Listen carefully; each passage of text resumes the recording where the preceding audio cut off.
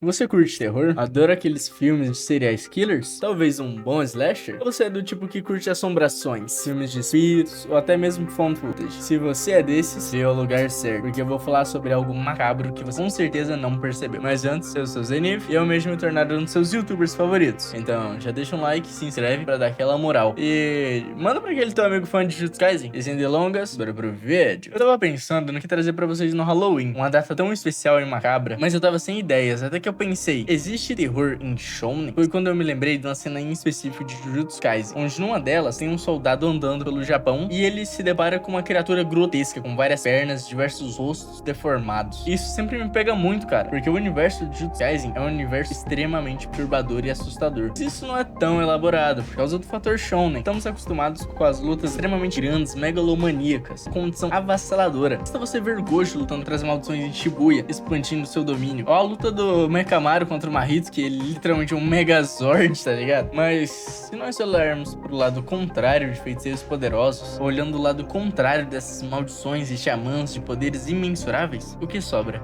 Um mundo onde pessoas desaparecem sem explicação nenhuma, mortes terríveis. No começo do mangá, vemos dois detetives peritos forenses conversando sobre 3 corpos mutilados que eles encontraram no cinema. Esses corpos estavam deformados e sua cabeça numa proporção humanamente impossível. E eles conversam sobre aquilo, nem ser mais um humano. E falar dos homens que chegaram, e um deles era uma criança, sendo Itadori. E o homem mais experiente fala: se você deseja manter o seu emprego até a aposentadoria, esqueça que viu isso. Imagina a constância de ocorrências estranhas que podem acontecer. E se você olhar ainda mais o lado dos humanos, chegamos naquele painel, onde o soldado vê aquela criatura grotesca bem diante dos seus olhos. Um terror digno de Silent Hill. Se ele sobrevivesse, essa experiência seria no mínimo traumatizante. Um ser poderia aparecer a qualquer rua, em qualquer momento. Um terror palpável, onde cada sombra, cada movimento no seu canto de olho poderia ser algo terrível, com as sombras escondendo algo que nem sequer deveria existir. Mas em Jujutsu Kaisen, o terror é tão recorrente, tão banal, pessoas morrem, desaparecem e o ciclo continua. Essa normalização da tragédia é um detalhe que passa batido na maioria do público, mas isso diz muito sobre o mundo da obra e sobre o nosso mundo. A gente se acostuma com o medo, com a dor, com as manchetes mostrando mortes e mais mortes todos os dias, mas talvez seja exatamente isso que o Igi Akutami quer mostrar pra gente, que o ser humano possui uma capacidade assustadora de se adaptar, até mesmo ao inaceitável. Não, você não se adapta aqui não, você fica pra lá, a gente tá falando de seres humanos, sai daqui. Onde vemos Nanami notando uma das maldições possuir um relógio e aparecer em fotos, onde nenhuma maldição possui adereços ou sequer sai em fotografias. E quando ele vai lutar com o Mahito, ele diz ao enfrentar humanos transfigurados: matar humanos me dá nojo. E é nesse aspecto que Jujutsu Kaisen brilha. Ele consegue equilibrar o shounen e as batalhas com o horror, mostrando que as maldições não são apenas obstáculos que ele deve enfrentar para ficar mais forte. Como vimos o Nanami impedindo o Yuji de matar os humanos transfigurados, existe um peso em todo esse mundo. Por mais que você não note, essas cenas lembram que essas criaturas são reflexo do medo humano, manifestações do que é ignorado, reprimido ou até esquecido. Onde cada uma delas, mais absurdo que seja, elas possuem raízes em algo familiar, algo que poderia tocar a qualquer um de nós. E particularmente, isso me atrai muito pra obra, por eu amar terror e ver essas situações. Não é pela luta, não é pelos poderes, e sim pela capacidade de enfrentar o medo em sua forma mais pura. No começo da obra, Gojo disse que nem mesmo os feiticeiros mais fortes podem lidar com o nojo e a ânsia de enfrentar maldições. Imagina só o cheiro dessas coisas, os sons de ossos quebrados, o som de carne estalando,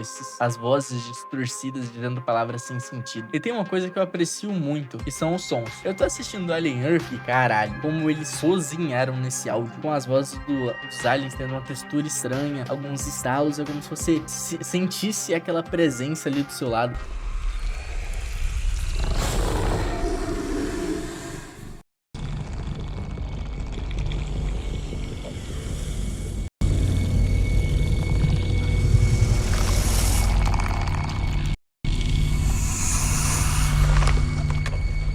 Isso tudo é maravilhoso. E se Jujutsu Kaisen focasse um pouco mais nesse horror sonoro e visual, seria uma obra do caralho. Mas voltando aqui, se pensarmos nas maldições mais assustadoras, elas são aquelas que nos fazem sentir mais vulneráveis. Pequenas peças em um mundo que pode ser assustador de forma sutil, íntimas e incontroláveis. Fazendo uma análise mais profunda da série, vemos que muitas das maldições são reflexos diretos de aspectos sociais. Usando o Mahito como exemplo, sua força vem da desvalorização da vida humana, do desprezo pelo outro, a crueldade e o medo que existe no convívio social. Cada maldição, de um jeito ou outro, nasce de um trauma coletivo. Eles são exageros fantásticos, de medos que, de maneira sutil, já existe entre nós. Um trabalhador sobrecarregado, uma criança negligenciada, ou até mesmo uma cidade que ignora seus moradores. Tudo isso se torna combustível para a narrativa. E no final das contas, o lado mais bizarro das maldições não estão apenas nelas, e sim em nós mesmos. Eles são aspectos da parte que a gente prefere esconder, empurrando esses sentimentos para baixo do tapete. E talvez o verdadeiro exorcismo não seja apenas destruir as maldições, mas sim reconhecer o que nos assombra por dentro. E esse é o contraste que tanto me fascina em Jujutsu Kaisen. O terror é tanto externo quanto interno. E o mais irônico é que nesse universo as pessoas comuns não percebem as maldições. E essa cegueira diz muito, na verdade. Talvez a obra até mesmo queira mostrar a sujeira desse mundo, porque ver os horrores desse mundo infernal é um fardo reservado para poucos, enquanto ignorá-lo é uma bênção ou uma covardia. Afinal, quantas vezes a gente prefere fingir que não tem nada de errado só para continuar fingindo uma paz que nem nós mesmos acreditamos no fim?